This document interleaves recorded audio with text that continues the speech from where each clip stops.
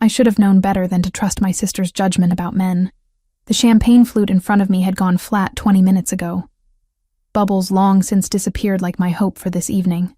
Marcus, the corporate lawyer she'd sworn was exactly my type, sat across from me checking his phone with the kind of disinterest usually reserved for waiting rooms. "Look, Lauren," he said without glancing up. "I'm going to be honest with you. My firm's senior partner set this up through your sister because apparently I need to appear more socially engaged for the holiday season." He finally looked at me, his expression completely devoid of shame. "You seem nice and everything, but I have a girlfriend. Well, sort of. It's complicated. Anyway, this was never going to be an actual date." The restaurant buzzed around us with holiday cheer. Garlands wrapped around columns, candles flickered on every table, and a piano player in the corner worked through a jazz version of Silent Night. I'd worn the emerald green dress I'd been saving, the one that made my red hair look intentional instead of accidental. I'd turned down my firm's Christmas party for this. "You couldn't have mentioned this before I ordered appetizers?" My voice came out steadier than I felt. "Yeah, about that." He stood, straightening his tie. "I'm going to head out. You can stay, enjoy the food. I'll cover the bill on my way out. Consider it a Christmas gift or whatever." Then he was gone, weaving through tables of couples and families who all seemed to be having the kind of evening I'd stupidly believed I might have. The waiter approached with careful sympathy, the kind that made everything worse. "Miss, can I bring you anything else?" "No, thank you. Just the check when you have a chance." I couldn't sit there another second. Every neighboring table felt like an audience to my humiliation. I gathered my coat and purse, left cash on the table for the untouched appetizers Marcus had supposedly covered, and pushed through the heavy doors into the December night. The cold hit me like a physical force. Rain fell in thick sheets, immediately soaking through my coat. I hadn't brought an umbrella because Marcus had promised to drive me home. Of course he had. I pulled my coat tighter and started walking, my heels clicking against wet pavement as I tried to remember where the nearest subway entrance was. That's when I saw the boy. He couldn't have been older than 6, standing beside a black car that screamed money even to my architecturally trained eye. Custom detailing, bulletproof glass if I had to guess. The child wore an expensive coat and stood unnaturally still, the kind of stillness that comes from fear rather than patience. His dark eyes scanned the street, wide and searching.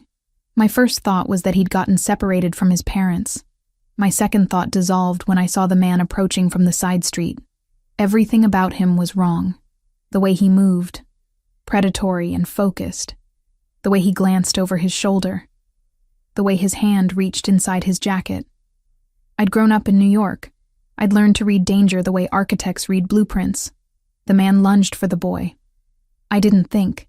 Thinking gets you killed, or gets someone else killed. I ran, my heels somehow finding purchase on slick concrete. My umbrella, the heavy metal one I'd grabbed on instinct when leaving my apartment hours ago, became a weapon. I swung it hard into the man's knee, heard the satisfying crack of metal against bone. "Get back!" I shouted at the boy, grabbing his arm and yanking him behind a concrete planter that some city planner had installed as a streetscape feature. Thank God for decorative urban design. The man stumbled, cursed in a language I didn't recognize, and reached for his jacket again. I saw the gun before he fully drew it. Time seemed to slow and accelerate simultaneously. I pulled the boy closer, putting my body between him and the threat, my mind already calculating angles and cover and whether we could make it to the restaurant entrance. Then the street exploded with movement. 3 men in dark suits materialized from nowhere, moving with military precision. The attacker tried to run. He made it maybe 5 feet before he was on the ground, face pressed into wet concrete, one of the suited men's knees on his spine. The whole thing took maybe 7 seconds. "Leo!" A voice cut through the chaos, deep and commanding and vibrating with barely controlled fury. I looked up from where I'd crouched with the boy and saw him. He strode toward us through the rain like he owned not just the street, but the entire city. Tall, broad-shouldered, wearing a suit that was somehow still immaculate despite the weather. Dark hair swept back from a face that belonged in Renaissance paintings, all sharp angles and aristocratic features.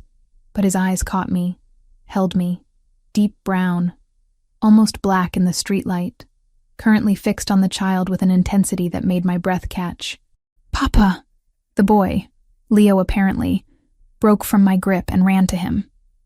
The man caught him, lifted him, and for a moment his entire demeanor shifted.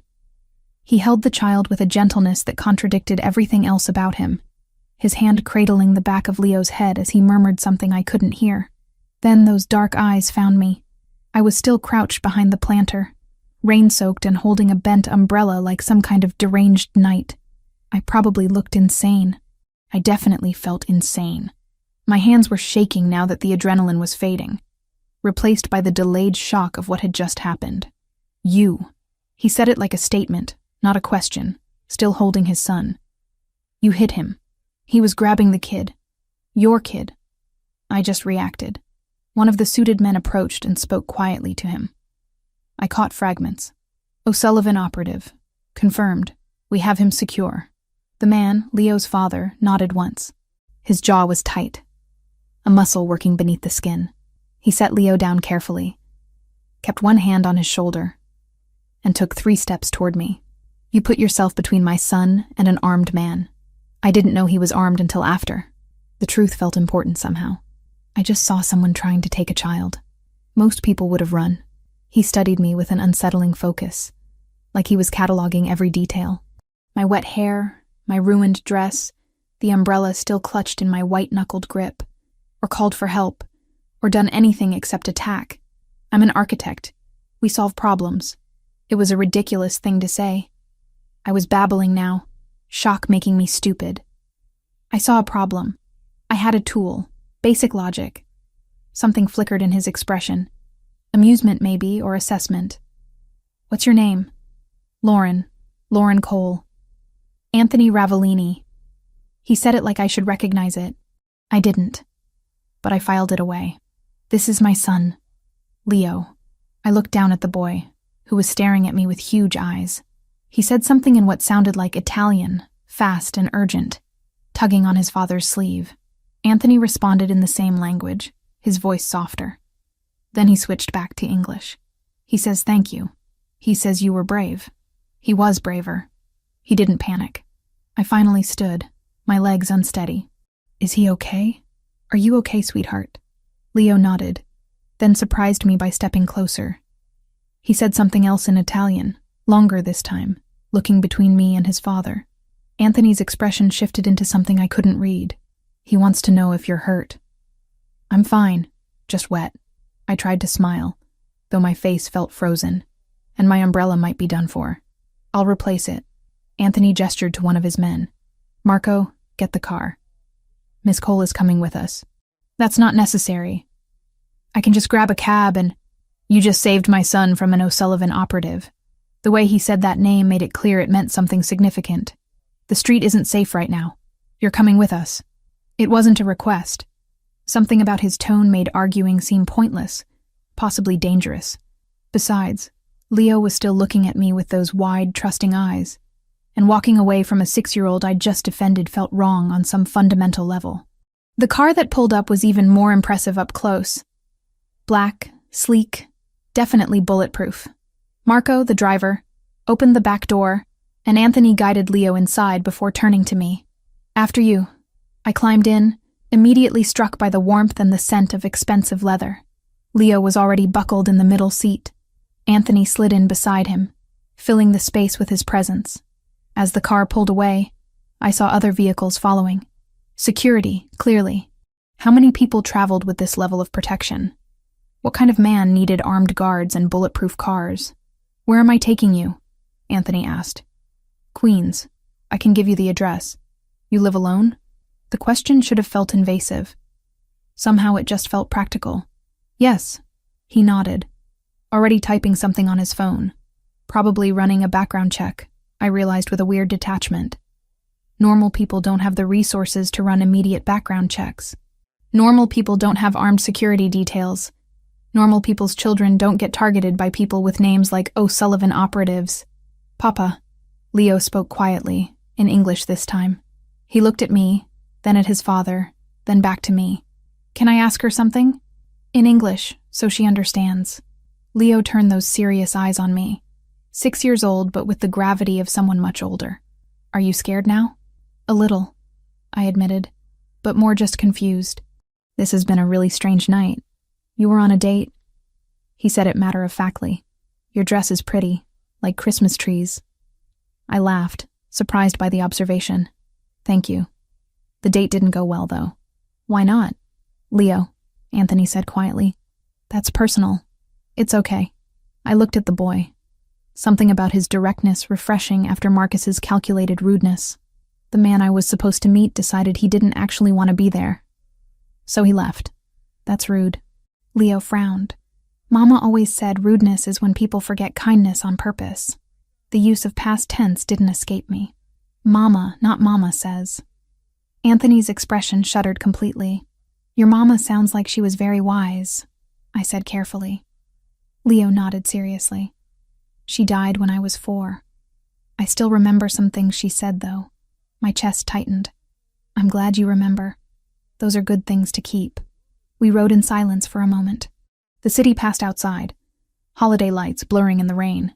I should have felt more anxious. Sitting in a car with strangers, heading into the unknown. Instead, I felt oddly calm. Maybe I was in shock. Maybe I'd officially lost it. Then Leo spoke again, his voice small but clear. Papa says we have to be careful all the time because bad people want to hurt him sometimes. That's why Marco and the others are always around. Leo. Anthony's voice held a warning. But she already knows now, doesn't she? Leo looked at his father with startling maturity. She saw the bad man. She helped me. So she's not a stranger anymore, right? Anthony studied his son, then looked at me. My line of work creates certain complications. Security is necessary. What line of work? I asked, though part of me already knew I didn't want the answer. Logistics? Import? Export? Supply chain management? He said it smoothly, but there was something underneath. A layer of truth he wasn't sharing. The O'Sullivans are competitors who don't always compete fairly. That was the understatement of the century, I was sure. And they target children? They target leverage. His voice went cold. My son is leverage. The car turned onto a quieter street. Through the rain-streaked windows, I could see we were heading toward a part of Manhattan I definitely couldn't afford to visit regularly. Towering buildings, doormen under lit awnings, the kind of real estate that showed up in architecture magazines. This isn't Queens, I said. No. We're going to my apartment first. You need dry clothes, something warm to drink. Then I'll have Marco take you wherever you need to go. I really don't need...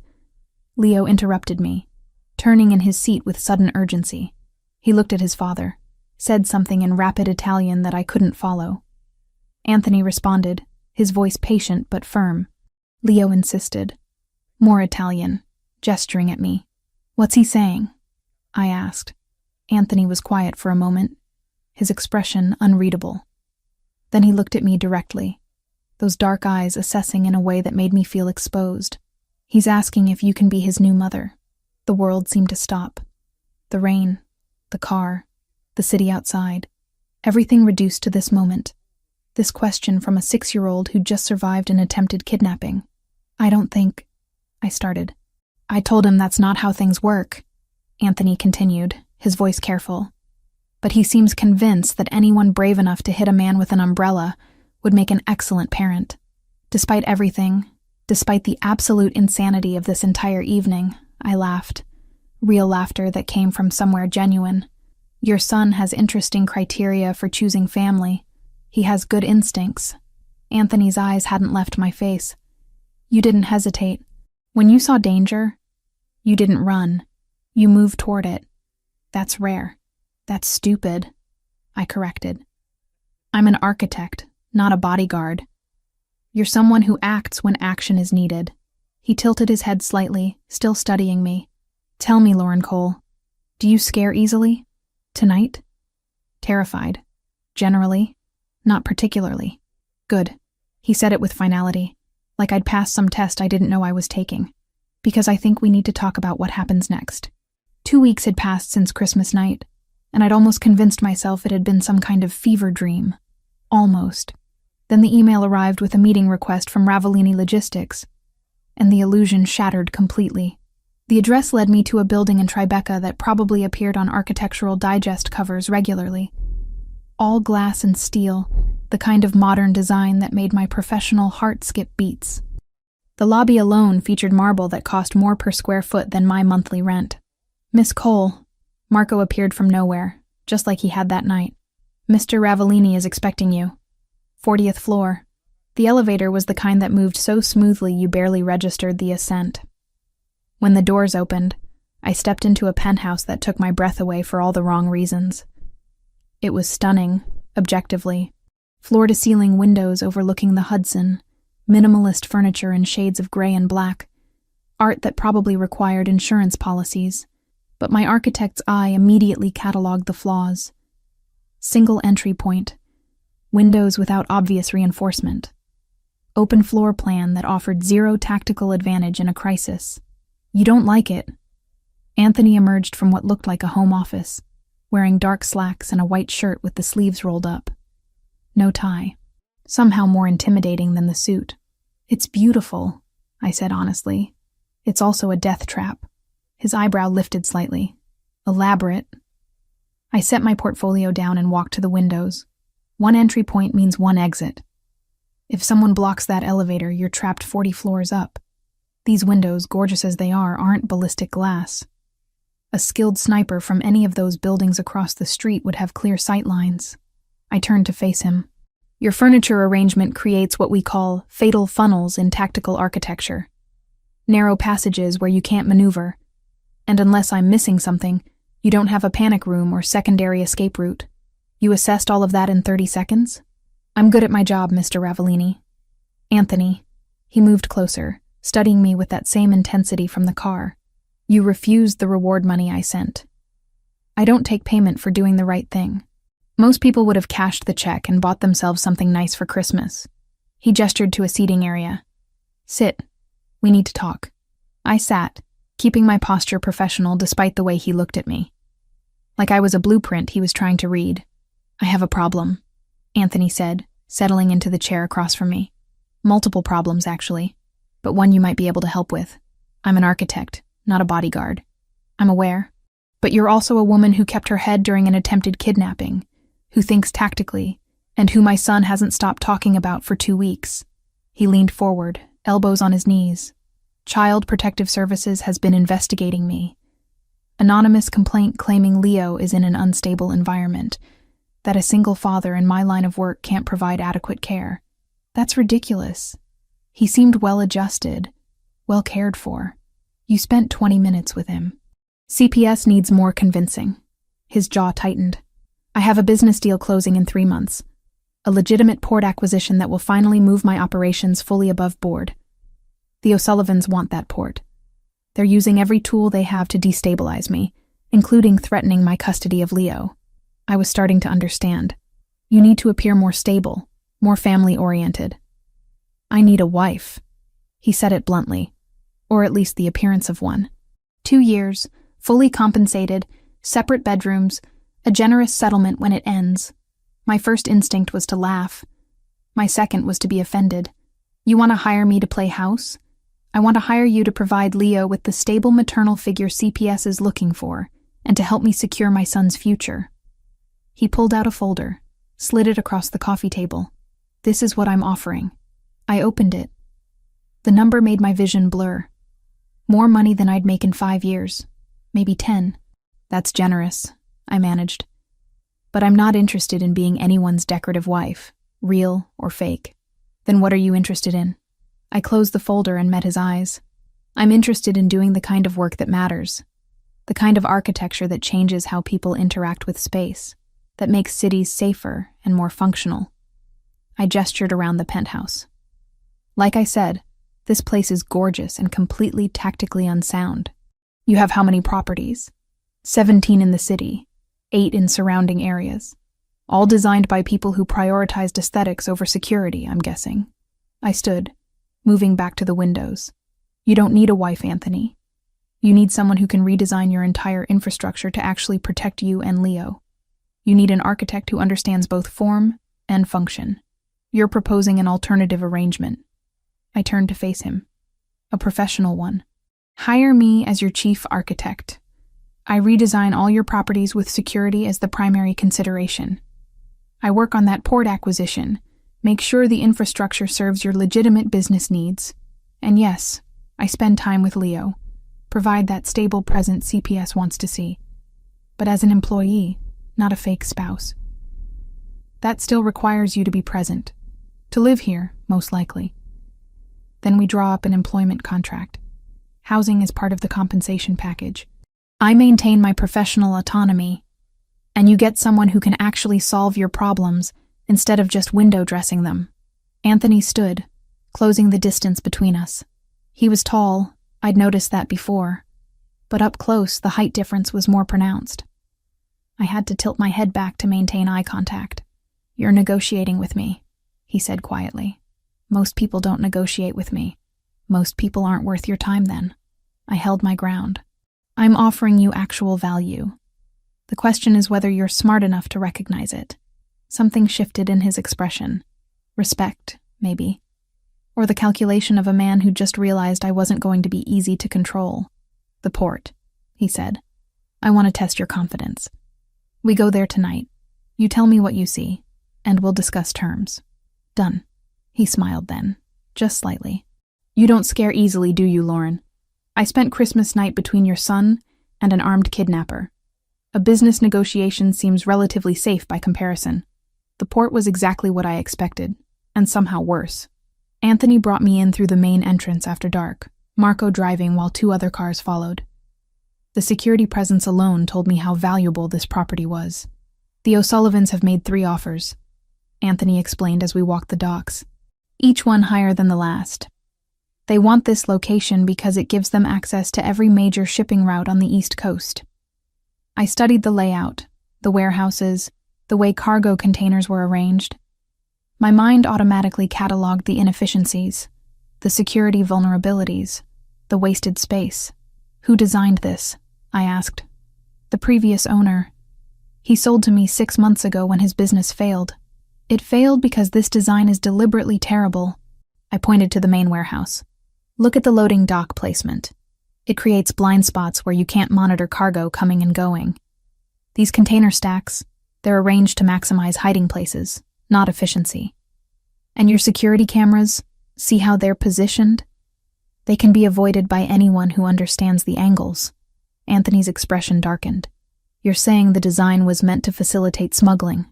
I'm saying whoever created this layout wanted you to fail. They built in vulnerabilities that make illegal activity easy and legitimate business hard. I pulled out my phone, taking photos. But I can fix it. Redesign the whole thing with proper sightlines, efficient cargo flow, and security that actually works. It'll require significant construction, probably shut down operations for a few weeks, but the result will be a port that supports legitimate logistics instead of undermining it. He watched me work, documenting everything, my mind already sketching solutions. When I finally looked up, he was studying me with that intense focus again. This is what you do, he said. You see structures and understand them completely. Buildings tell stories. This one was telling me it wanted you to fail. I met his eyes. I can make it tell a different story. Success, legitimacy, unshakable infrastructure. And my penthouse? I can redesign that too. Ballistic glass, secondary exits, panic room integrated so seamlessly your guests won't even notice. Leo would be safer. You would be safer. Anthony nodded slowly. 2 years. Full redesign of all my properties. You work as my chief architect. You spend time with Leo. You help me present the stable family image CPS needs to see. And I maintain full professional autonomy, I added. My designs, my decisions. You don't override me on structural or security issues. Agreed. He extended his hand. Do we have a deal, Miss Cole? I shook his hand, feeling the strength in his grip, the calluses that told me his hands did more than sign contracts. We have a deal, Mr. Ravellini. When do I start? Tonight. Marco will help you move whatever you need from your apartment. Leo has been asking about you every day. I think he'll be pleased to know you're staying. The penthouse was different when we returned. Lights on, the city spread out below like a carpet of stars. Anthony led me to a guest room that was larger than my entire queen's apartment. This is yours. Leo's room is next door. Mine is at the opposite end. Privacy for everyone. Where is Leo? Asleep.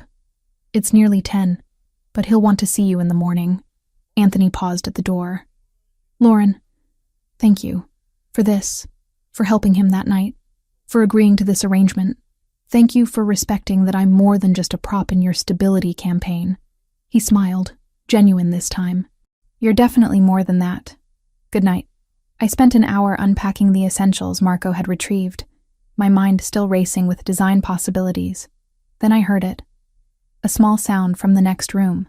Crying, muffled but unmistakable. I didn't think. I moved to Leo's door, knocked softly, and pushed it open. He was sitting up in bed, tears streaking his face, clutching a stuffed elephant. When he saw me, his eyes went wide. Miss Lauren? Hey, sweetheart. I heard you crying. Are you okay? Bad dream. His voice was so small. Papa usually comes, but I think he didn't hear me. Do you want me to get him? Leo shook his head. Can you stay? Just for a little bit? I sat on the edge of his bed. Of course. What was the dream about? The bad man. From before. He came back. My chest tightened. Of course he was having nightmares. He'd survived a kidnapping attempt 2 weeks ago. He can't come back, Leo. Your papa and Marco and all the others. They make sure you're safe. And you. He looked at me with those serious eyes. Papa said you're staying now. Is that true? It's true. I'm going to be working for your papa, helping make all his buildings safer. Including this one. So the bad men can't get in? So the bad men can't get in. I confirmed. Leo was quiet for a moment. Then he asked, Can we build something? When I'm sad. Mama used to build things with me. We'd make towers or houses or forts. It made the sad smaller. What do you want to build? His face brightened slightly. A fort. A really big one. We spent the next hour constructing an elaborate fort using every pillow, blanket, and cushion in his room. Leo's instructions were surprisingly detailed, his little hands helping arrange the structure. By the time we finished, we'd created something that could have passed for architectural installation art. It's perfect, Leo declared, crawling inside. Will you stay until I fall asleep? Absolutely. I sat beside the fort while he settled in, his stuffed elephant tucked under his arm. Within minutes, his breathing evened out, peaceful for the first time since I'd entered the room. You're good with him. Anthony's voice came from the doorway, quiet so as not to wake Leo. He hasn't slept through the night since the incident. His therapist says it'll take time. He needed to feel safe, to have control over something. I looked at the fort. Building helps. Creating order out of chaos. Is that why you became an architect? Partially. I stood, following him out into the hallway.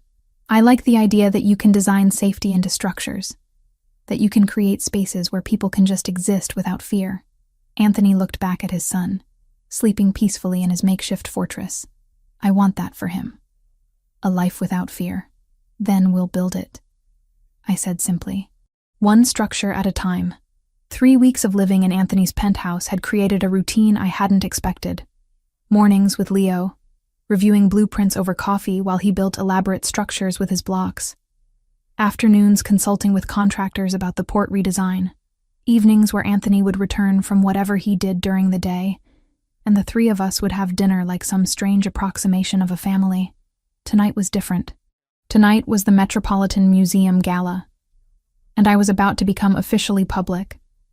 The dress arrived that afternoon, delivered in a box that probably cost more than the contents. Emerald green silk that caught the light like water, cut in a way that was elegant without being revealing. A note in Anthony's precise handwriting. For tonight. The color suits you. I'd spent an hour getting ready, my hands steadier than I expected. This was just another performance. Another part of the job. Except when I looked in the mirror, I barely recognized myself. The woman staring back looked like she belonged in Anthony's world. You look like a princess, Leo announced from my doorway, already in his pajamas. Papa's going to think you're really pretty. Thank you, sweetheart. Are you okay staying with Marco tonight? Marco lets me stay up late, and we watch movies Papa says are too violent. He grinned conspiratorially. But don't tell Papa. Your secret's safe with me. Anthony was waiting in the living room, and I had to pause at the threshold. He wore a tuxedo that was probably custom-made, his dark hair styled back, looking every inch the dangerous man he was. When he saw me, his expression shifted into something I couldn't quite name. You approve? I asked, keeping my voice light. You look perfect. He moved closer, pulling a small box from his pocket. One more thing. Inside was a necklace, emerald set in platinum that probably required security to transport. Anthony, this is too much. You're appearing as my partner tonight. The O'Sullivans will be watching. CPS will hear about this. Everyone will be assessing whether we're legitimate. He moved behind me, fastening the necklace with surprisingly gentle fingers. We need to look like we belong together. The weight of the stone settled against my collarbone, cool and heavy. And do we? Belong together? Tonight we do. His hands lingered on my shoulders for a moment before he stepped back. Ready to face the lions? The Metropolitan Museum transformed for the gala looked like something from a film. Hundreds of guests in evening wear, champagne flowing, a string quartet playing near the Temple of Dender. The architecture alone was worth studying, but I was too focused on the social navigation ahead. Anthony's hand settled on the small of my back, possessive, but not constraining. Stay close. If you feel uncomfortable, tell me. We'd barely made it through the entrance when I saw him. Marcus, the lawyer from my disastrous blind date, holding court with a group of similarly polished professionals. His eyes found mine, then widened when he saw Anthony beside me. Well, this is unexpected, Marcus said, moving to intercept us. Lauren, right? From that Christmas thing. I almost didn't recognize you. His tone suggested I'd been upgraded from mediocre to merely adequate. Marcus, I kept my voice neutral. Enjoying the evening? Oh, you know these things. All about networking, making the right connections. He looked at Anthony with poorly disguised curiosity. I don't believe we've met. Anthony Ravellini. No handshake offered, no warmth in his voice. You know, Lauren, we had a brief encounter. Very brief. Marcus laughed, oblivious to the danger he was courting. Nothing serious. She's not really my type, to be honest. Though I see you've found someone who appreciates a more understated presence. I felt Anthony's hand tighten slightly on my back. Understated. You know, simple. Girl next door energy. Some men like that. Marcus was still smiling, completely unaware he'd just insulted me to one of the most dangerous men in the city. I prefer women with a bit more polish, more ambition. No offense, Lauren. None taken. I managed, though my face burned.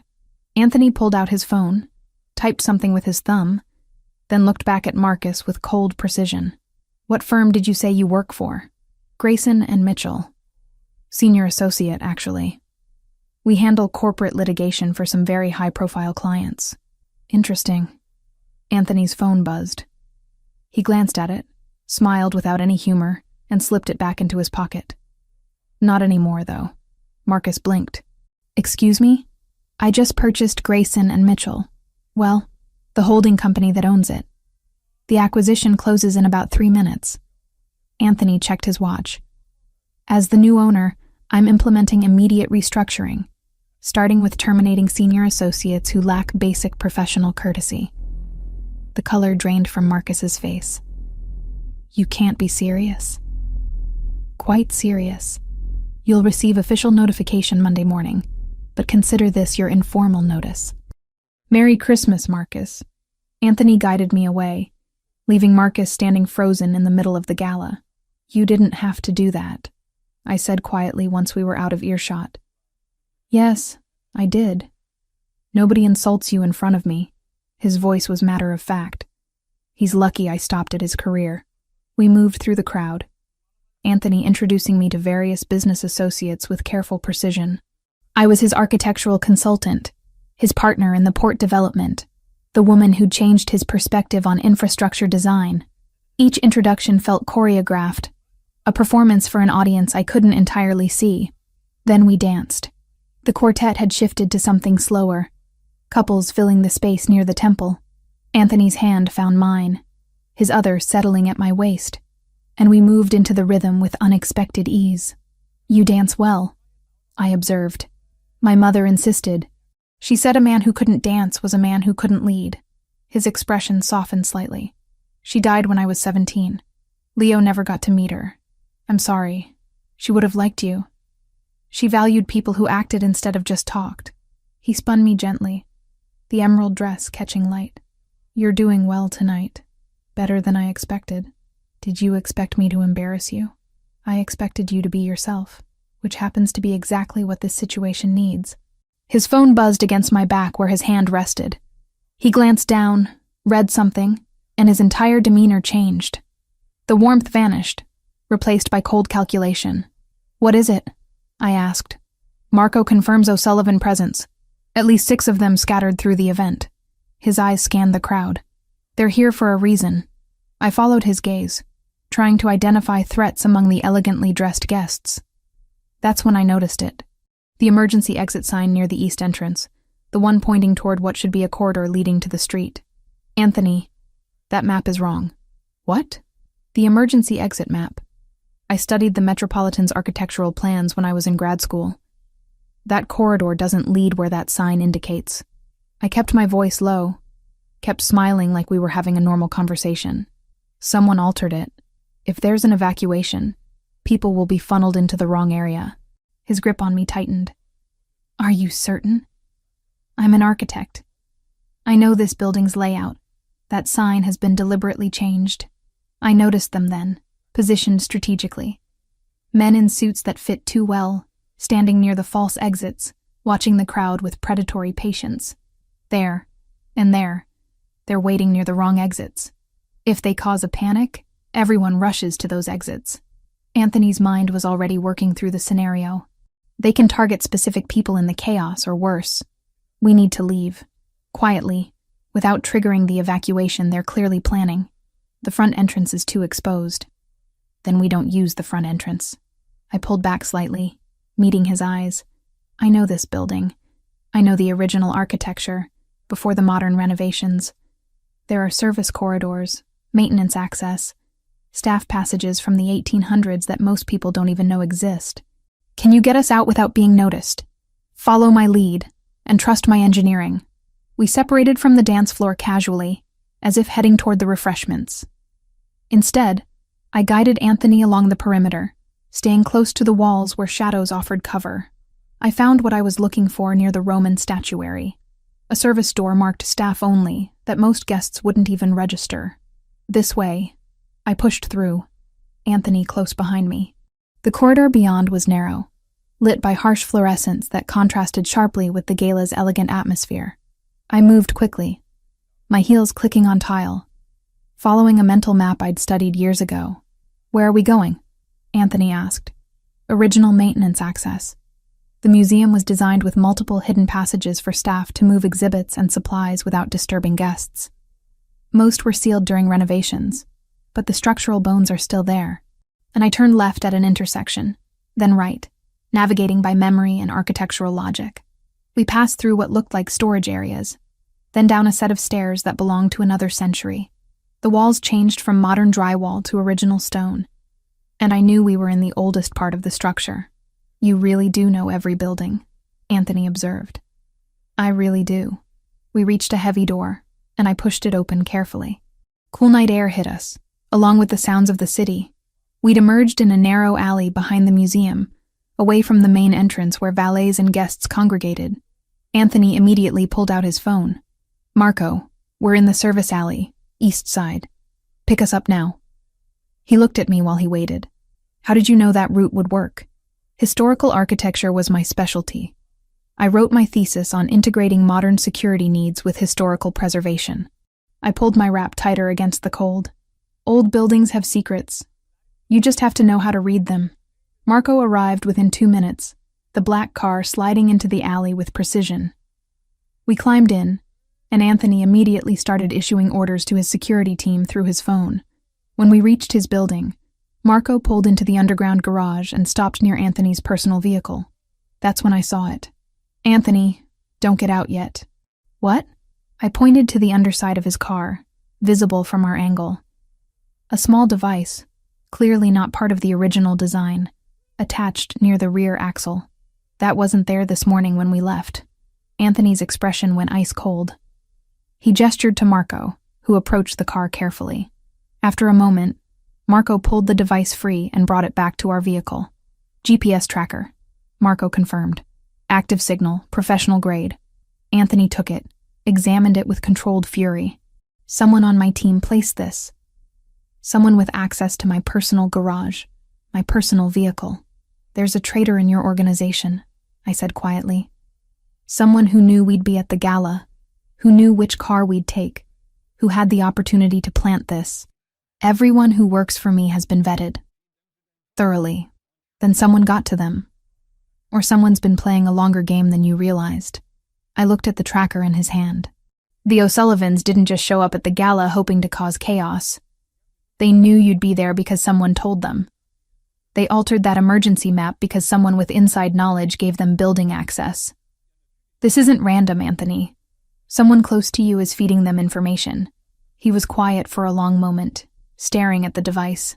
When he finally spoke, his voice was carefully controlled. Marco, take Lauren to the Catskills property. The secure one, the one only 5 people know about. I'm not going anywhere, I protested. We need to figure out who... You became a target the moment you walked into that gala on my arm, the moment you appeared in public as my partner. He looked at me, and for the first time I saw genuine fear in his eyes. They'll use you to get to me, Lauren. I won't let that happen. So you're sending me away while you investigate. I'm keeping you safe while I handle this. There's a difference. And Leo? Leo goes with you. Both of you. Away from the city. Protected by people I trust absolutely. He held my gaze. Please, don't fight me on this. I wanted to argue. I wanted to insist I could help. That running solved nothing.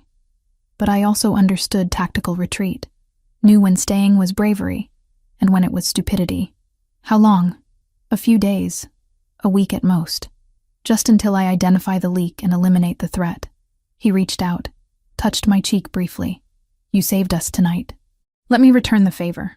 Marco drove us back upstairs to collect Leo and some essentials. Within an hour, we were in a different vehicle heading north out of the city. I watched Manhattan disappear behind us, the skyline glittering against the night sky. Leo was asleep in the seat beside me, his head resting on my shoulder, completely trusting. Anthony had stayed behind to begin his investigation, to root out whoever had betrayed him. And I was heading into isolation with his son, wondering if the man I'd agreed to work for was about to wage a war I'd only just begun to understand.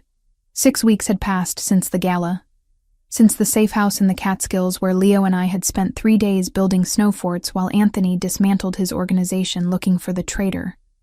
He'd found 3 low-level security personnel who'd been bought off by the O'Sullivans, feeding them information about schedules and movements. None of them had been the primary leak, the one who'd had access to everything. But their removal had made things safer. Temporarily. Now I stood in the middle of my construction site. Hard hat secured. Blueprints rolled under my arm. Surrounded by the skeletal framework of what would become a mixed-use development in the financial district. My project. My design. Anthony had funded it as part of our arrangement, and I'd thrown myself into the work with singular focus. Miss Cole, we need your approval on the foundation reinforcement. My site manager, a gruff man named Patterson who'd initially been skeptical of a 28-year-old woman running a multi-million-dollar project, now deferred to me on every decision. Respect earned through competence felt better than respect given through fear. I examined the specs he'd brought, checking the steel placement against my calculations. This needs adjustment. The load-bearing capacity here isn't accounting for potential seismic activity. I want additional cross-bracing installed before we pour concrete. That'll add 3 days to the schedule. 3 days now prevents catastrophic failure later. Make it happen. He nodded, taking the marked-up plans back to his crew. I loved this part. The problem-solving, the way abstract designs became concrete reality, the knowledge that every decision I made would affect how people lived and worked in this space for decades. You're in your element. Anthony's voice came from behind me, and I turned to find him picking his way across the construction site in what had to be $1,000 suit. completely inappropriate footwear for a work zone. But somehow he made it look intentional. "What are you doing here?" "I thought you had meetings all afternoon. Finished early. Thought I'd see how the project was progressing." He stopped beside me, surveying the construction with an assessing eye. "It's impressive. The way you've integrated security features into the design without making it obvious. That's the point. Good security architecture shouldn't announce itself." I gestured to the framework rising around us. "Every entrance has dual access points. Every floor has multiple egress routes. The elevator shafts are reinforced to serve as emergency shelter if needed. But from the outside, it just looks like elegant modern design. Like the port redesign. Exactly like the port." We'd completed that project 2 weeks ago, and the results had exceeded even my expectations. Cargo flow had increased by 40%, security incidents had dropped to 0, and Anthony's legitimate business interests were finally starting to overshadow his reputation. Speaking of which, did the regulatory approval come through? This morning. "The port acquisition is official as of 3 p.m. today." He said it with satisfaction. "The O'Sullivans made one last attempt to outbid me, but the review board chose my proposal. Better infrastructure, better security, better for the city. Because I designed better infrastructure." I couldn't help the pride in my voice. "Because you designed better infrastructure," he agreed. "Which is why I wanted to show you the preliminary plans for the new warehouse facility. I need your assessment before I approve construction." We moved to the construction trailer I'd converted into a temporary office. Inside, away from the noise and dust, Anthony spread architectural drawings across the makeshift desk. I studied them, immediately identifying issues. Who designed this? The firm the O'Sullivans recommended before I cut ties with them. These plans were drawn up 6 months ago, before you came on board. It's terrible. I pointed to several areas. Look at this loading dock configuration. It creates blind spots everywhere. And this warehouse interior layout? It's designed for concealment, not efficiency. Whoever made these plans wanted you to have operational problems. That's what I suspected. Anthony's expression hardened. Further evidence that this rivalry goes deeper than business competition. A loud metallic groan cut through our conversation. We both froze. "That's not normal," I said, already moving toward the door. "Lauren, wait." I pushed outside just in time to see the crane arm beginning to collapse. Not a mechanical failure. The angle was wrong, the way the cable had been severed too clean. This was sabotage. "Everyone get back," I screamed at the workers below. "Move now." The crane arm swung toward us in what felt like slow motion, but was probably only seconds. I calculated trajectories automatically, identified the impact zone, realized with cold clarity that the construction trailer was directly in the path of destruction. I grabbed Anthony's arm and pulled. "The maintenance tunnel." "Now." "What maintenance tunnel?" "The one I had installed last week for utility access." "Come on!" We ran, my boots finding purchase on loose gravel as the crane's shadow grew larger overhead. I'd designed a service tunnel system into the foundation work, partially for legitimate utility purposes, partially because I always designed backup systems into everything. The entrance was 50 feet from the trailer, a steel door set into what looked like a temporary retaining wall. I yanked it open just as the crane arm crashed down behind us. The sound was deafening, metal shrieking against concrete, the trailer crumpling like paper. I shoved Anthony through the door and dove in after him, slamming it shut. Then the ground shook. The impact must have destabilized the excavated area above us. Dirt and debris rained down, and I heard the sickening sound of structural collapse. The lights went out instantly, emergency battery backups failing to kick in. Complete darkness surrounded us. "Lauren?" Anthony's voice came from very close, tight with controlled panic. "I'm here. Are you hurt?" "No." "What just happened?" "The crane collapse triggered a partial cave-in. We're in the service tunnel I designed for the foundation utilities. The structure should hold. It's reinforced concrete rated for twice the load currently on it." I pulled out my phone, activating the flashlight. The beam illuminated a narrow space, maybe 4 feet wide, stretching into darkness. "We're safe." "Safe." He repeated the word like it was foreign. In the phone's glow, I could see his face. Pale, jaw clenched, eyes too wide. "We're trapped underground. We're sheltered underground. There's a difference. I swept the light around, assessing our situation. Debris had collapsed both ends of our section of tunnel, but the walls and ceiling were intact. The rescue crew will dig us out within the hour. This tunnel appears on all my site plans. They'll know exactly where to find us. Anthony didn't respond. I looked at him more carefully and realized he wasn't just scared. He was barely holding it together. His breathing had gone shallow and rapid, his hands clenched into fists, his entire body rigid with the effort of maintaining control. "Anthony, look at me. I can't." His voice cracked. "I can't be here. I need to get out." Claustrophobia. The weakness he'd mentioned once in passing. The fear he'd never fully explained. And here we were, trapped in a confined space underground. And the most dangerous man I knew was falling apart. "Anthony," I used my firmest voice, the one I used with contractors who questioned my judgment. "You need to listen to me right now." "Can you do that?" "Lauren, I can't breathe. The walls are structural grade concrete reinforced with steel rebar. They're not moving. I designed them to support 10,000 pounds per square foot. The current load is maybe a tenth of that." I moved closer, forcing him to focus on me instead of the space. "Look at my face. Don't look at the walls. Look at me." His eyes found mine, wild with panic. "Good. Now breathe with me. In for 4 counts.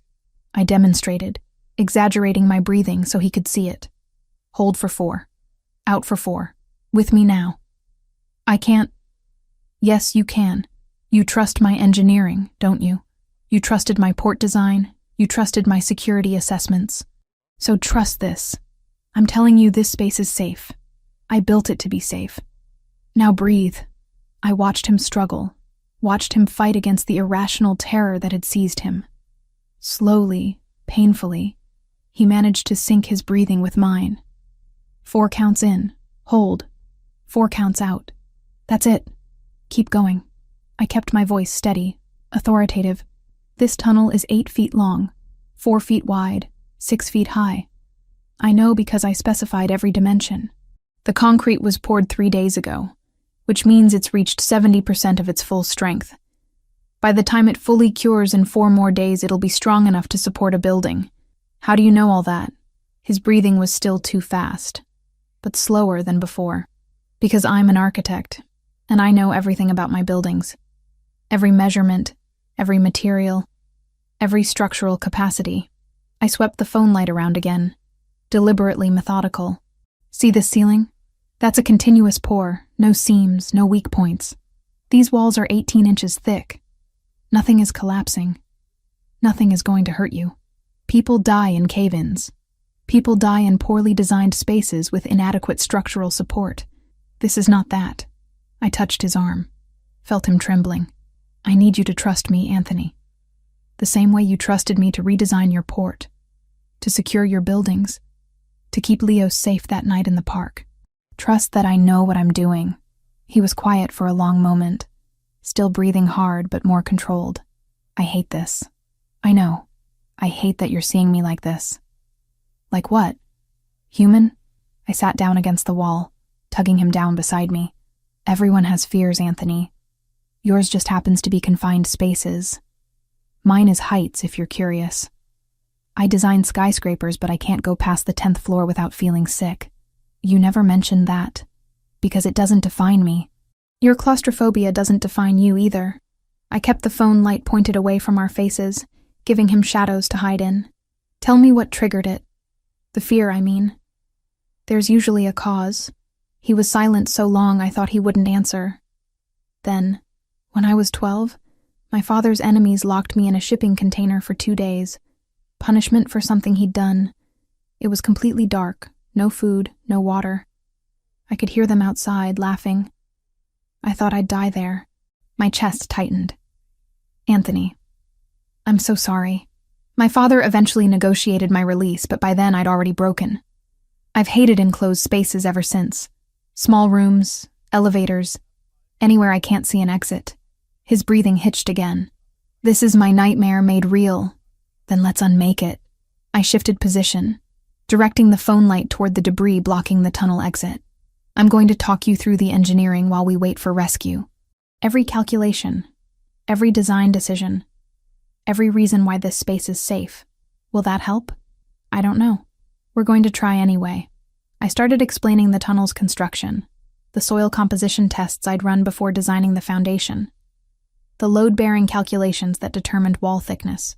I talked about concrete compression strength and steel tensile properties, and the redundant safety factors I built into everything. Slowly, gradually, Anthony's breathing normalized. He started asking questions, technical ones about construction methodology and material science. I answered each one thoroughly, grateful for my education, for my obsessive attention to detail, for every boring lecture on structural engineering I'd ever sat through. 40 minutes passed before we heard voices above us. "Miss Cole, Mr. Ravellini, can you hear us?" "We're here," I shouted back. "We're both uninjured. The tunnel structure is intact. We're digging through now. 15 minutes, maybe 20. Anthony exhaled slowly. "We're getting out. We're getting out." I looked at him in the dim light. "You did it. You survived your worst fear. I survived because you were here." His voice was raw. "Because you knew exactly what to say, how to ground me. I've never—" He stopped, seemed to struggle with words. "I've never let anyone see me that vulnerable. Maybe you should more often." "Vulnerability isn't weakness, Anthony. In my world it is. Then your world is wrong." The rescue crew broke through 12 minutes later, and fresh air and daylight flooded the tunnel.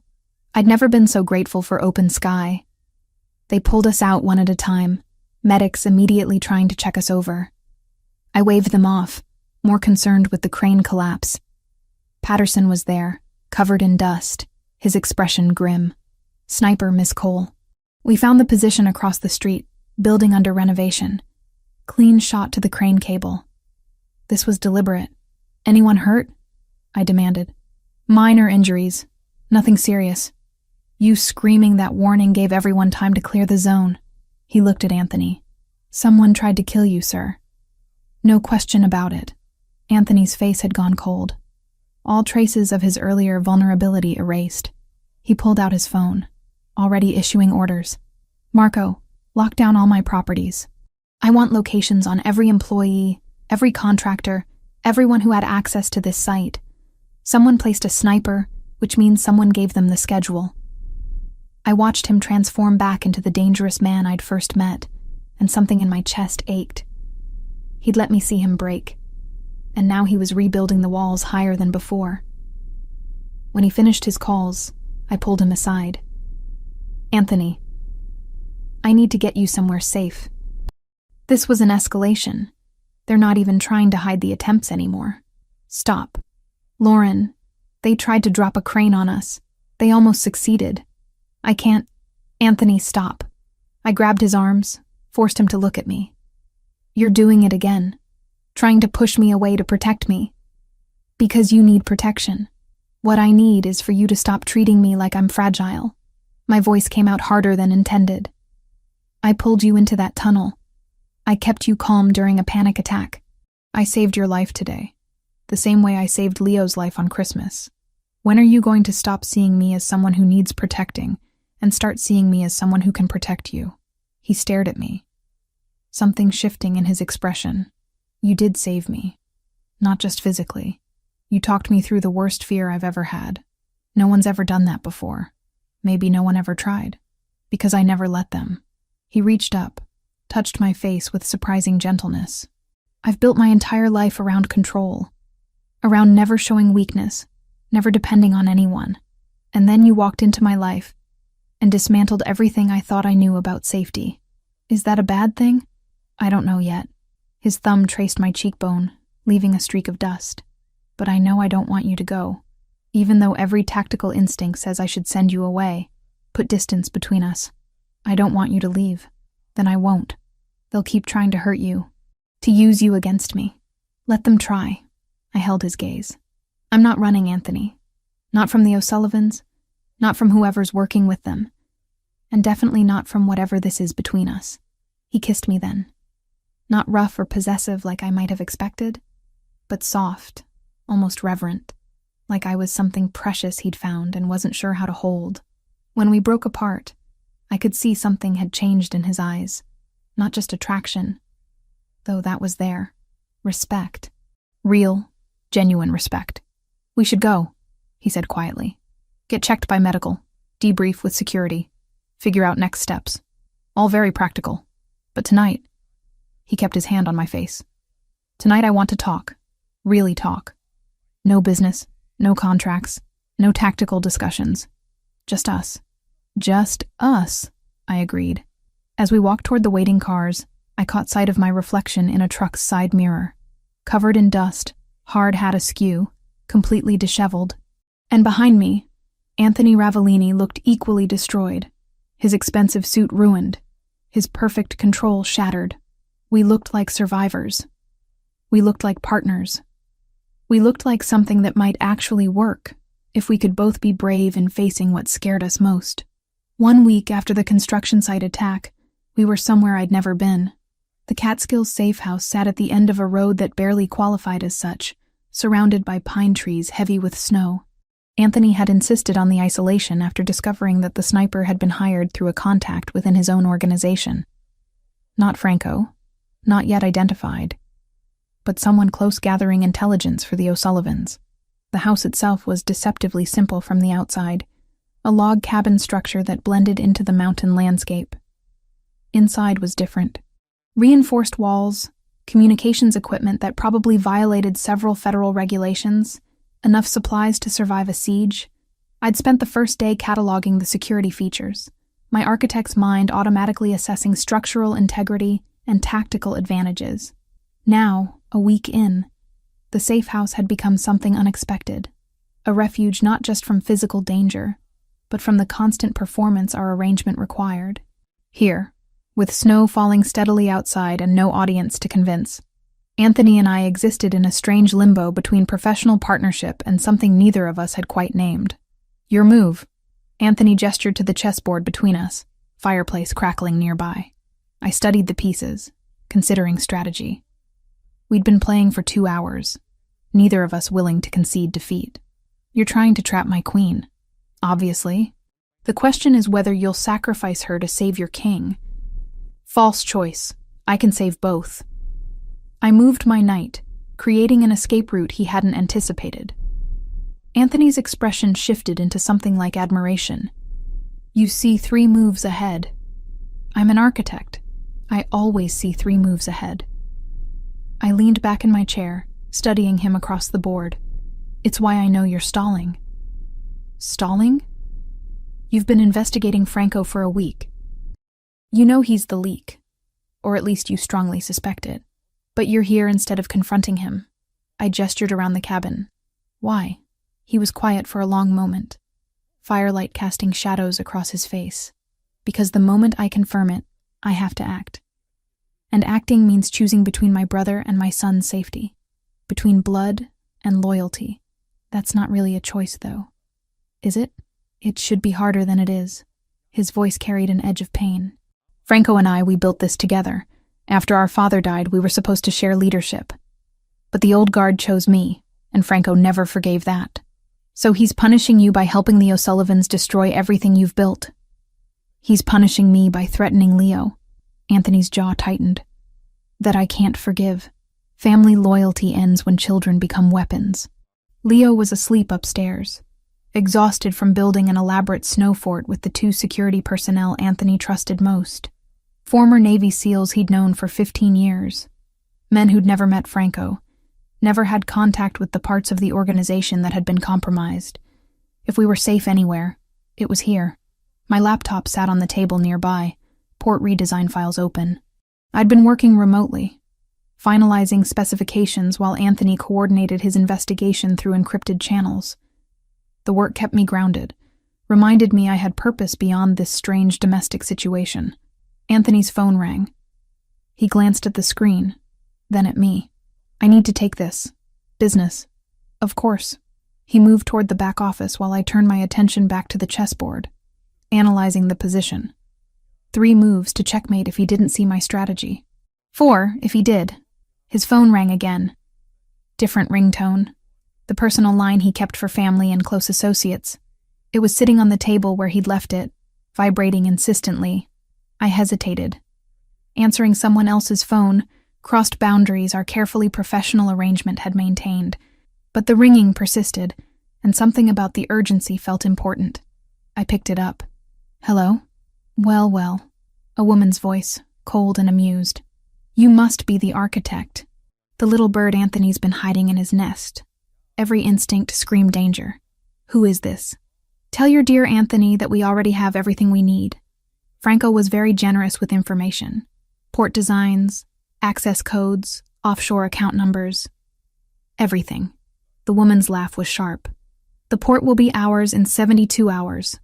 There's nothing he can do to stop it now." The line went dead. I sat frozen, the phone still pressed to my ear, my mind racing through implications. Franco. It was confirmed. Anthony's brother had sold him out completely, had handed the O'Sullivans everything they needed to destroy his legitimate business interests. "Lauren?" Anthony emerged from the office, saw my expression, moved quickly to my side. "What happened?" "Someone called. A woman. She said Franco gave them everything. The port designs, the accounts, all of it." I handed him the phone, my hand steadier than I felt. "She said they'll have the port in 72 hours. He checked the call log, his face going carefully blank in that way that meant he was barely controlling fury. "O'Sullivan contact line. They wanted us to know. Wanted to gloat." He set the phone down with deliberate care. "Franco, I'd hoped I was wrong. I'm sorry. Don't be sorry for me. Be sorry for him." Anthony's voice was ice. He chose this. He chose to betray not just me, but Leo, his own nephew. I stood, moved closer, uncertain what comfort looked like for a man whose brother had just committed the ultimate betrayal. "Tell me about him." "About Franco. Not the traitor, but before, when you were brothers." Anthony was silent so long I thought he wouldn't answer. Then he moved to the window, staring out at snow-covered darkness. He was 3 years older. After our father died, he thought he'd inherit leadership.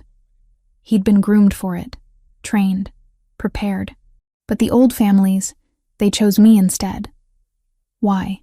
Because I was willing to go legitimate, to transition the business into something sustainable. Franco wanted to maintain tradition, keep doing things the way our father had. The council saw me as the future, and him as the past. His reflection in the window looked haunted. I should have found a way to include him. Should have given him real authority, not just token positions. But I was young and arrogant, and convinced I knew best. So he resented you. He hated me. Hid it well, played the loyal brother. But the hate was always there. I just didn't want to see it. Anthony turned from the window. My ex-wife, Leo's mother. She left when she discovered what the family business really was. Not logistics and import-export, but everything underneath. The money laundering, the protection rackets, all of it. That's when you decided to go legitimate. That's when I realized I was becoming my father. Building an empire on foundations that would eventually destroy my son, the way they'd destroyed me. His expression was raw. She took the divorce settlement, signed away custody, and disappeared. Leo was 2 years old. He doesn't remember her. Not really. Just stories I tell him about a woman who couldn't handle our reality. That's not fair to her. Or to you. Fair doesn't matter. What matters is that Leo knows his mother chose money over him, and I've spent every day since proving I'd choose him over everything. Anthony's voice cracked slightly. Including my brother, apparently. I closed the distance between us, taking his hands. They were cold, despite the fire's warmth. You're not choosing Leo over Franco. Franco already made his choice when he sided with people who tried to kidnap your son. When he sold out the port project that would legitimize everything you've built. He chose his resentment over family. I know. Knowing doesn't make it easier. It's not supposed to be easy. If it were, you'd be the kind of man who doesn't deserve Leo's trust. I squeezed his hands. Anthony, I need you to hear something. I'm not here because of the money, the contract, the compensation, the projects. Those are all reasons I agreed to this arrangement, but they're not why I stayed. Why did you stay? Because Leo asked me to help him build a fort that first night. And you let me. Because you trusted me with the port redesign even though I criticized everything. Because you let me see you panic in that tunnel and didn't hate me for witnessing your fear. I met his eyes directly. I stayed because you gave me purpose beyond designing buildings. You let me build something that actually matters. A family. His hands tightened on mine. This wasn't supposed to be real. It was supposed to be a business arrangement that benefited us both. I know. I've been trying not to feel this. Whatever this is. His voice dropped lower. Because everyone I trust eventually leaves. My father died. My mother died. My wife left. And now my brother betrayed me. Caring about people just means giving them power to destroy you. Or giving them the chance to save you. I moved closer, closing the last space between us. I pulled you out of that tunnel, Anthony. I kept you breathing when panic was drowning you. I'm not running from whatever this is between us. The question is whether you're brave enough to stop running too. He kissed me then. And it was different from before. Not gentle or exploratory, but desperate. Like he was trying to prove something to himself. I kissed him back with equal intensity, pouring everything I couldn't quite articulate into the contact. When we broke apart, we were both breathing hard. 72 hours, he said finally. That's how long we have before Franco completes the transfer. I need to get back to Manhattan, access the main servers, block the transaction before it's finalized. Then we go back. Not we. Me. You and Leo stay here where it's safe. Anthony, please. He cupped my face with both hands. I just told you everyone I care about leaves or gets hurt. Let me protect you. Let me know you're both here, safe, while I handle this. I wanted to argue. Every instinct said we were stronger together, that splitting up was tactical stupidity. But I also understood his need to shield the people he loved from the violence he was about to unleash. The security team here. You trust them completely? James and Carter served with me in the Marines before I took over the family business. They've never worked with Franco. Never even met him. They're loyal to me personally, not to the organization. His thumb traced my cheekbone. They'll protect you both with their lives. 72 hours. You confront Franco, stop the transfer, come back. That's the plan. And then what? After you've saved the port, eliminated the threat, what happens to us? Anthony was quiet for a long moment. I don't know. I've never let anyone this close before. Never let myself imagine a future that included another person who might stay. He kissed my forehead gently. But I want to find out. If you'll wait for me to figure out how, I'll wait. We spent the next hour planning logistics. Anthony would leave at dawn, take the helicopter despite the weather. I'd continue working remotely, keep Leo occupied and safe, wait for the all clear. Simple, straightforward. Absolutely nothing that could go wrong with a plan this dependent on everything going right. Leo came downstairs, rubbing sleep from his eyes. Papa? I heard voices. Come here, Piccolo. Anthony scooped him up despite the boy's 6 years making him almost too big for it. I need to go back to the city for a few days. Business. But Lauren will be here with you, and James and Carter. Is it the bad people again? I'm making sure the bad people can't hurt us anymore. Anthony kissed his son's hair. Will you be brave for me? Help Lauren. Listen to James and Carter. Be the strong boy I know you are. Leo nodded seriously. I'll protect Lauren. Like she protected me that night. That's my boy. Anthony set him down, ruffled his hair. Now back to bed. Big day of snow forts tomorrow. After Leo went upstairs, Anthony turned back to me. If anything happens, nothing will happen. If it does. If Franco has more resources than I anticipate. If the O'Sullivans make a move I don't predict. He pulled an envelope from his jacket pocket. Everything is in here. Account information, legal documents, custody arrangements. You become Leo's guardian if I don't come back. Anthony, don't. I need to know he'll be safe. That someone who actually loves him will be there. He pressed the envelope into my hands. Promise me. I promise. But you're coming back. I'm coming back. He agreed. Because I have a lot more to lose now than I did 3 months ago. Dawn came too quickly. I stood at the window watching the helicopter lift off through falling snow. Anthony's face visible for a moment before the aircraft banked and disappeared into gray sky. James and Carter had confirmed the route was clear, weather manageable, ETA to Manhattan 90 minutes. Leo pressed against my side, watching his father leave. He always comes back. He always comes back, I echoed, hoping I was telling the truth. We spent the day building elaborate structures in the snow, while I tried not to check my phone every 5 minutes. Anthony texted once to confirm arrival, once more to say he was meeting with his technology team. Nothing after that. I told myself he was busy, focused, dealing with the crisis. I told myself there was nothing to worry about. The lie felt thin even to me. The call from Anthony came at 3 a.m, pulling me from restless sleep in the safe house. His voice was tight, controlled. I'm back in Manhattan. We need to move now. I was already awake. Had been for hours, really, watching snow accumulate against the windows while Leo slept peacefully down the hall. James and Carter were on rotation, one watching monitors, one patrolling the perimeter. Everything secure. Everything according to plan. What's the situation? Franco scheduled the asset transfer for 8 a.m., Swiss banking hours. That gives us 5 hours to access the central servers, identify how he's routing the transaction, and block it before it completes. A pause. I need you here. Your architect credentials give you system access he doesn't know about. The network infrastructure you designed, the security protocols, he never paid attention to that level of detail. I'm on my way. Lauren. His voice softened fractionally. If this goes wrong, if Franco has more backup than I anticipate, I need you to promise me something. Don't. Promise me you'll protect Leo. The custody documents are filed.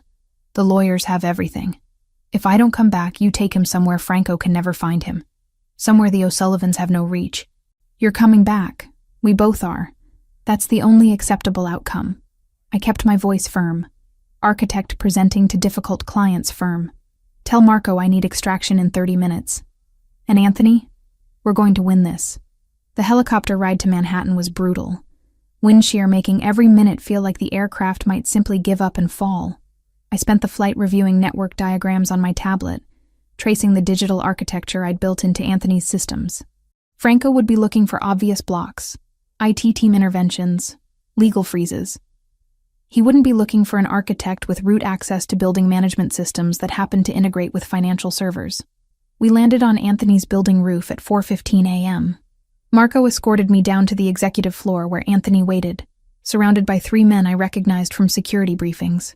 His inner circle, the ones who'd never worked closely with Franco. Show me what you need, I said without preamble. He led me to a conference room converted into a war room. Multiple monitors displayed network traffic, security camera feeds, and what looked like financial tracking software.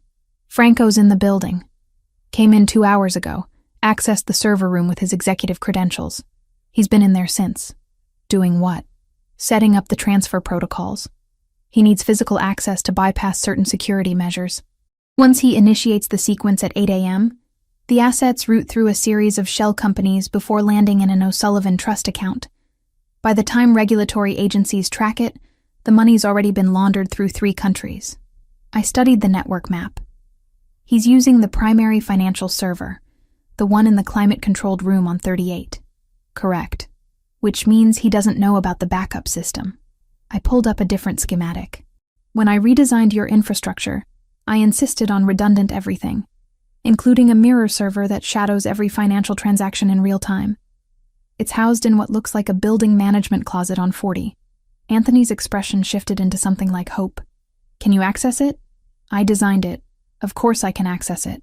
I was already typing, pulling up administrative interfaces. But we need to physically get to that room. If Franco's monitoring network traffic, he'll see any remote intervention. We need to be on site, make the changes locally, make him think everything's proceeding normally until the moment it isn't. Then we go now.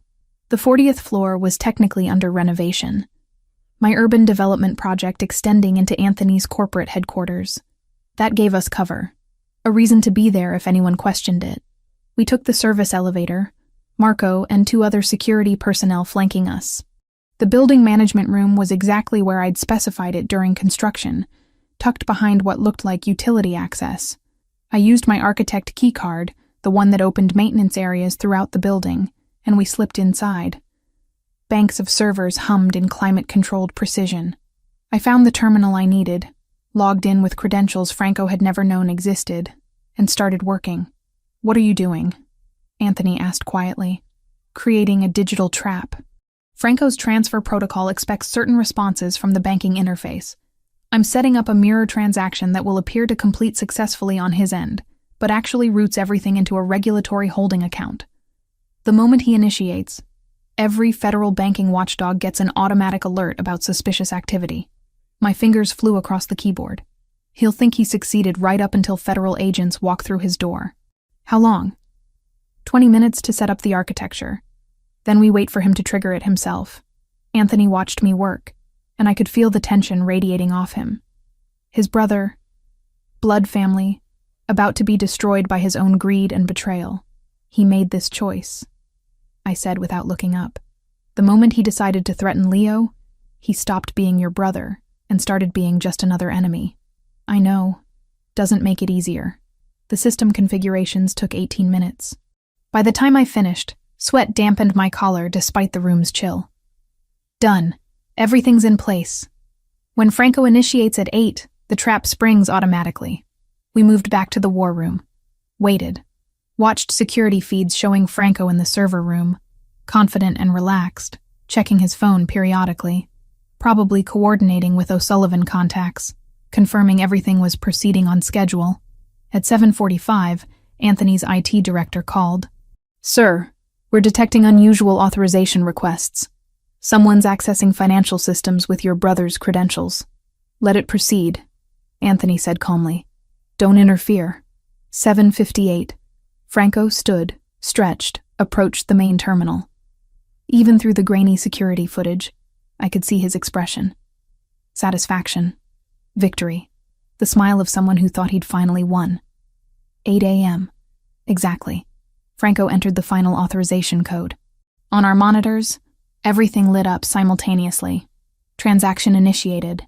Routing protocols engaged. And then, exactly as I'd programmed, the redirect kicked in. Assets that should have flowed to O'Sullivan accounts instead diverted into federal regulatory holding, tagged with fraud alerts, timestamps, and complete audit trails showing exactly who had initiated the transfer and why. Franco's expression on camera shifted from satisfaction to confusion.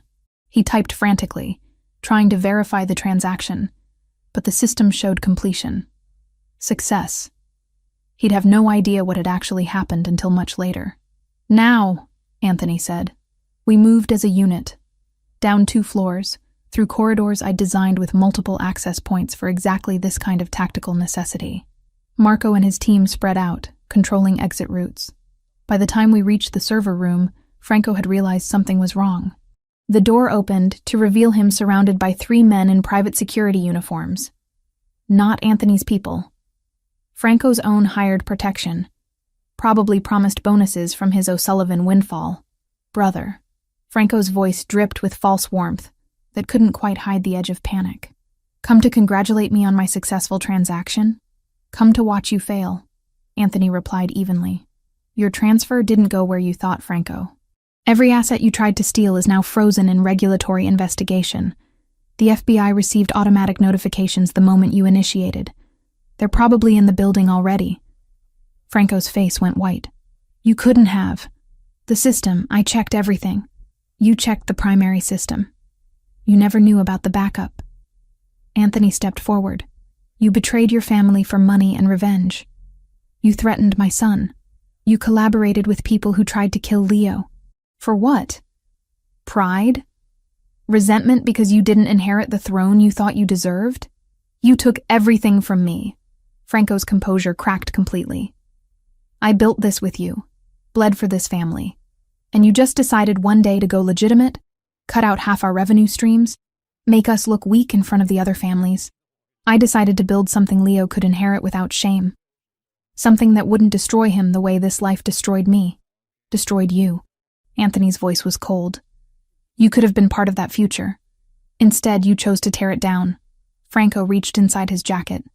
His security team moved, but Marco was faster. Gunshots rang out. deafening in the enclosed space. Franco's man went down. The others hesitated, hands raised, clearly not paid enough to die for someone else's vendetta. Then Franco did something I didn't expect. He pulled a phone, not a gun, typed frantically, and smiled, vicious and triumphant. "You think you've won? You think blocking money matters?" He held up the phone screen. "I had a contingency, brother. Insurance for exactly this scenario. My O'Sullivan contacts have had a team positioned near your precious safe house for days. The moment you blocked the transfer, the moment I sent this signal, they move on your location." My blood went ice cold. "Leo, your boy and your architect's little arrangement, both wrapped up in one convenient package." Franco's smile widened. "Give me what I want, everything you blocked, or you'll never see either of them alive again." Anthony moved so fast I barely registered it. He had Franco slammed against the server rack, forearm across his throat. "Where?" "Exact location." "Catskills property, the one you thought was so secret. We've known for weeks, hacked your system, copied your tracking protocols." Franco gasped for air. "They're waiting for my signal. Give me the assets, or I send it now." Everything slowed down. Every calculation I'd made, every security protocol, every careful design meant to protect Leo. And Franco had circumvented all of it through simple human treachery and digital infiltration we hadn't anticipated at that level. "We need to go," I said. "Now. Helicopter to the property. Full tactical team." "He's bluffing," Anthony said, but uncertainty crept into his voice. "Maybe. But can you risk Leo's life on maybe?" I grabbed my phone, tried calling James. No answer. Carter. Same. My stomach dropped. The safe house isn't responding. Anthony released Franco, who crumpled, gasping, to Marco. "Secure him. Everyone on the O'Sullivan payroll in this building. Take them into custody. Call my FBI contact. Tell them Franco Ravellini is ready for federal questioning about racketeering and attempted financial fraud." To me, "Let's move." The helicopter was already spooling up when we reached the roof. Dawn was breaking over the city, painting the skyline in shades of blood orange. Appropriate, given what we were about to face. My phone buzzed. Unknown number. I answered. "Miss Cole." The voice was female, cold, efficient. "I represent people interested in concluding this business efficiently. Your young friend is unharmed. Our team encountered more resistance than anticipated at the property. But the situation is now under our control. If you've hurt him, we're business people, not monsters, but business requires leverage. Mr. Ravellini has something we want. When he provides it, the boy is returned. Simple transaction. What do you want? The port. Complete transfer of ownership, properly executed this time without interference. Sign it over, drop all charges against Franco, and the child lives. Refuse, and we demonstrate that family loyalty has consequences." The line went dead. Anthony had heard everything. They have him. Franco's contingency worked. Then we get him back. I held his gaze. Whatever it takes, we get Leo back. The helicopter lifted off, and I found myself falling back on the only thing I knew with certainty. Structural engineering, tactical assessment, problem-solving under pressure. Somewhere in the Catskills, in a house I'd evaluated for defensive capabilities, Leo was in the hands of professional criminals, and I was going to use every piece of knowledge I'd ever acquired to bring him home. 2 hours after the emergency call from the safe house, Anthony's tactical team surrounded the situation with military precision. James had managed one burst transmission before communications went dark. 12 O'Sullivan operatives, professional mercenaries, coordinated ambush at dawn. Carter was down but alive. Leo had been taken. Now we stood in a command center hastily assembled in an abandoned warehouse 15 miles from the safe house. Drone footage streamed across monitors, thermal imaging showing heat signatures inside the property, and 3 vehicles parked in defensive positions outside. "They're using Leo as leverage," Marco reported, studying the tactical displays. "Standard hostage protocol. They'll negotiate until they get what they want, or until they determine negotiation has failed." Anthony's face was carved from stone. "How many inside?" 8 confirmed. 4 more in the perimeter vehicles. They've fortified the main floor, set up observation posts on the second level. Marco pointed to the thermal readings. This signature here, smaller, isolated in the northeast bedroom. That's likely the child. My chest tightened. Leo, alone and terrified, surrounded by armed men who saw him as nothing more than a bargaining chip. What's the timeline for tactical entry? Standard hostage rescue? 12 hours minimum to plan and execute safely. Marco looked at Anthony. But we don't have 12 hours. Once they realize Franco's transfer failed, once they understand they're not getting paid, Leo becomes a liability instead of an asset. Then we go now, Anthony said. Sir, with respect, a hasty assault increases the risk to the child exponentially. Marco's voice was careful but firm. These are professionals. They'll have kill orders if they're breached. I studied the architectural plans I'd pulled up on my tablet. The safe house. The one I'd evaluated for defensive capabilities weeks ago. I knew every room, every window, every structural detail. There's another option. Everyone turned to look at me. The house has a secondary access point. A utility tunnel from the original build, connects to the root cellar. It's marked on the original blueprints, but the entrance is concealed behind what looks like foundation stone. I pulled up the schematic. I specified it be maintained during renovations specifically for emergency egress. The O'Sullivans wouldn't know about it unless they had the original architectural surveys. Anthony moved to my side, studying the plans. How wide? Maybe 3 feet. Tight fit, but navigable. Opens inside the pantry off the kitchen. If their forces are concentrated on main entry points and upper observation posts, the kitchen might be minimally guarded. Might be. Marco's skepticism was evident. That's a lot of uncertainty to risk a child's life on. Every option risks his life. I shot back. The question is which risk gives us the best odds. I looked at Anthony. I designed that house. I know the sightlines, the blind spots, the structural weaknesses. I can get inside. Absolutely not. Anthony's voice was flat. You're not trained for tactical operations. Neither is Leo, but he's in there anyway. I held his gaze. You need someone who knows the building intimately, who can navigate in the dark, who can identify the safest route to that bedroom. That's me. She's right.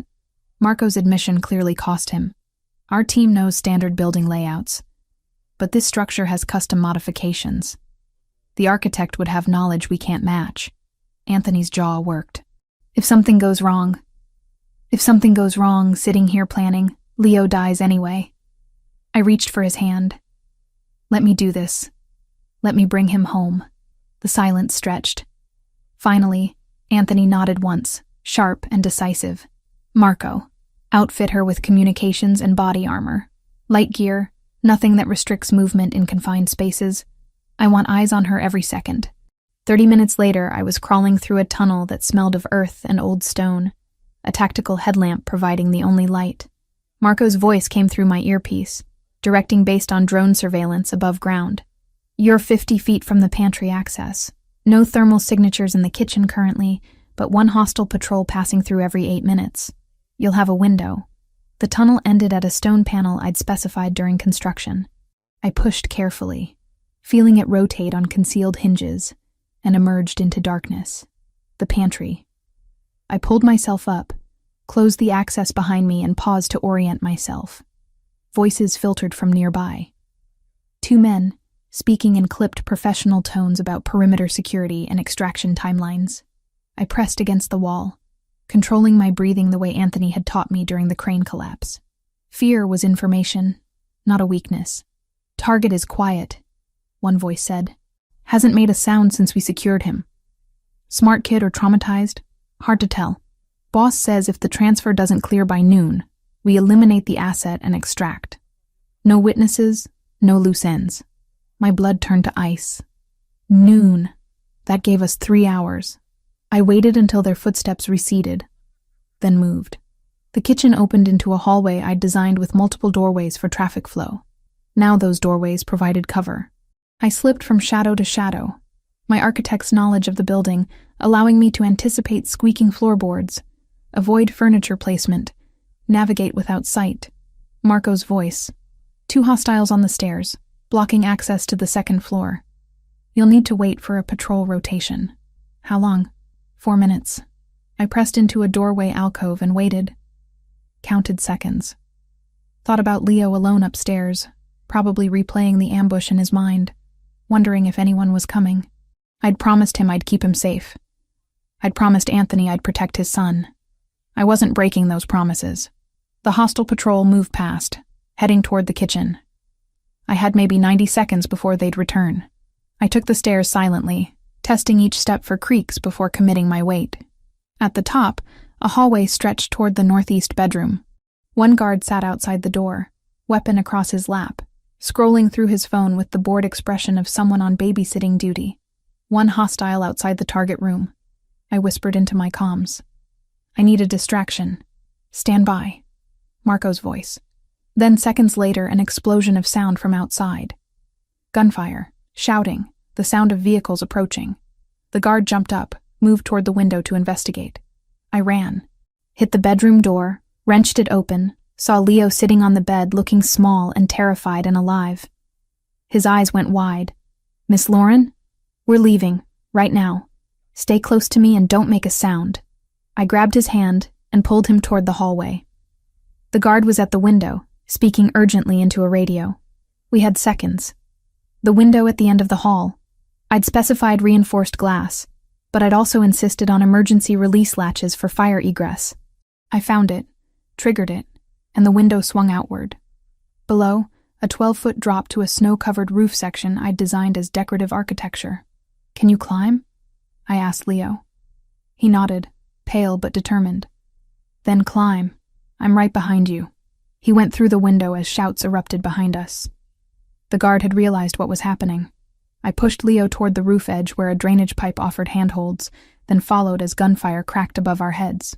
We scrambled down the pipe, my hands burning from the cold metal, Leo's smaller form moving with surprising agility. We hit the ground and ran toward the tree line where Marco's team was positioned. Gunfire intensified. Someone was shooting at us. I felt something impact my shoulder, pain blooming hot and sharp, but I didn't stop. Couldn't stop. Just kept running, Leo's hand in mine, the trees getting closer. Then Anthony was there, appearing from the shadows with 2 other operatives, returning fire toward the house. He grabbed Leo with one arm, his other hand steadying me as my legs tried to give out. I've got you both. Move. We reached the extraction point where vehicles waited, engines running. I collapsed into the back seat. Leo clutched against my chest, Anthony shouting orders for immediate evacuation. The world spun, adrenaline fading into shock and pain and overwhelming relief. You're bleeding. Leo's voice, small and scared. Just a scratch, I lied. Are you okay? Are you hurt? No, they didn't hurt me. They just locked me in the room. His eyes were huge. You came for me. Of course I came for you. I held him tighter. Always, Leo, always. Anthony was in the front seat coordinating with his team, but his eyes kept finding mine in the rearview mirror, checking, confirming we were real and alive and safe.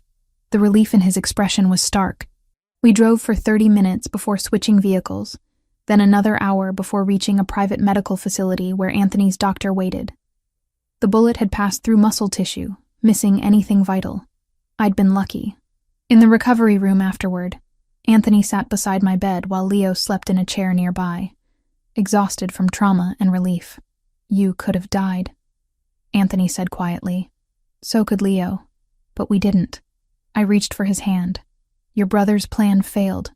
The O'Sullivans lost their leverage. What happens now? Franco's in federal custody. The evidence Lauren compiled, the transfer attempt, everything. He's facing 30 years minimum. Anthony's voice was hollow. My brother. My blood. And I chose you and Leo over him without hesitation. He wasn't dead. But for a man like him, federal custody might as well have been exile. His accounts were frozen, his allies under investigation, his influence dismantled piece by piece. He couldn't reach us anymore. The only power he held now lived in court records and sealed case files. Because he stopped being your brother when he threatened your son. I squeezed his hand. You chose family, Anthony. Real family. The kind built on loyalty and love, not just shared DNA. He was quiet for a long moment. Then, I was wrong. About keeping people at a distance, about not trusting anyone, about building walls to protect myself. All it did was make me vulnerable in ways I didn't understand. And now I want to tear down those walls. Let people in. Build something real with you and Leo if you'll have us. His eyes met mine. Not a contract. Not an arrangement.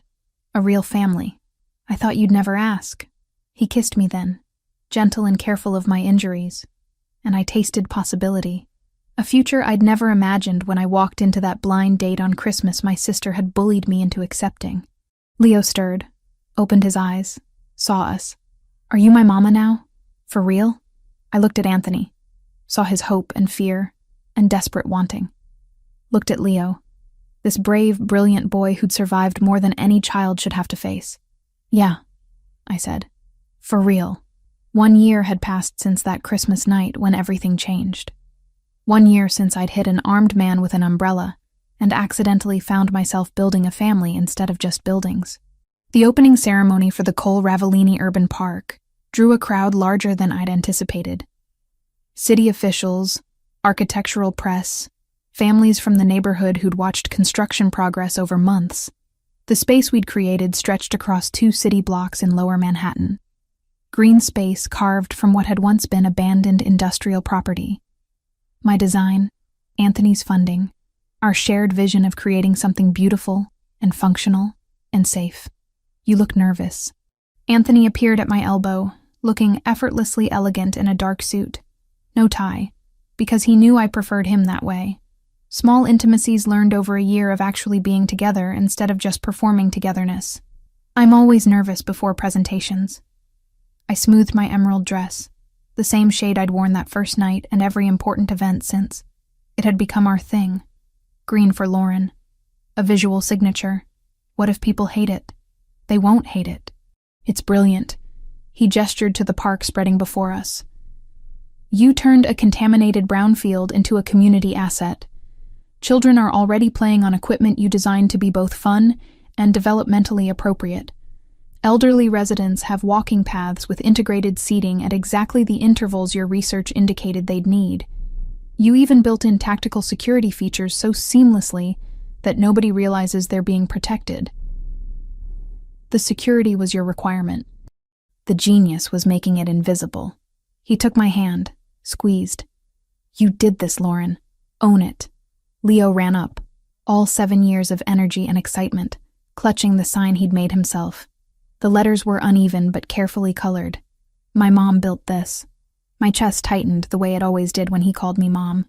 Real and official now. Adoption finalized 6 months ago, after extensive vetting by social services, who'd eventually concluded that yes, Anthony Ravellini had genuinely transformed his business operations into legitimate enterprise. And yes, Lauren Cole was an appropriate guardian. Is it time yet? Leo demanded. Can we do the ribbon cutting? 5 more minutes, I promised. Did you show your sign to Marco? Marco says it's perfect. He also says the playground fort I helped design is structurally superior to most military installations. Leo said this with complete seriousness. I think he was joking, but I'm not sure. Marco doesn't joke, Anthony and I said simultaneously, then smiled at each other. The park had been deliberately built on the site of the building where Franco's empire had finally collapsed, and federal agents had walked him out in handcuffs. The symbolism wasn't lost on anyone who knew the full story. Destruction transformed into creation, death into life, betrayal into something resembling redemption. Not that Franco had earned redemption. He was serving 28 years in federal prison for racketeering, conspiracy, and attempted kidnapping. The O'Sullivan family had been dismantled through coordinated FBI operations that Anthony had fully cooperated with. We were safe now. Actually safe. Not just performing safety. The ceremony began with the mayor's speech about urban revitalization and public-private partnerships. Then my turn. I stepped to the podium, looking out at faces that included my construction crew, my professional colleagues, and the families who would actually use this space. A year ago, I was an architect focused on buildings, I began. Structure, materials, function. I thought I understood design. Then I met someone who challenged me to think differently, To design not just for efficiency, but for protection. Not just for aesthetics, but for life. I found Anthony in the crowd, Leo standing beside him. This park represents what happens when you combine different kinds of expertise. Urban planning and security analysis, childhood development and tactical awareness, beauty and safety. It's built on ground that once represented loss and violence, transformed into space where children can play and families can gather without fear. I detailed the features, the sustainable materials, the native plantings chosen to thrive in urban conditions, the water features designed for both beauty and emergency fire access, the seemingly decorative barriers that were actually rated to stop vehicles from entering pedestrian spaces. Everything dual purpose, everything thoughtful. But mostly, I concluded, this park represents the idea that we can build better foundations. For our cities, for our communities, for our families. We can take broken things and make them whole. We just have to be willing to do the work. The ribbon cutting came with champagne and applause. Leo wielded the oversized scissors with theatrical flair, while cameras captured the moment. Then he was off, running toward the playground fort that had been partly his design, other children following. Anthony and I stood watching, his arm around my waist. Co-CEO of development looks good on you, he murmured. Even if you insist on spending half your time on actual construction sites instead of in boardrooms. Someone has to make sure contractors follow specifications. I leaned into him. Besides, boardrooms are your specialty. I prefer blueprints to balance sheets. Lucky we complement each other then. A reporter approached, one of the architectural journalists who'd been following the project. Miss Cole, there's been some discussion about the park's location. Building on the site of, well, given the history here, was that intentional? I met her eyes directly.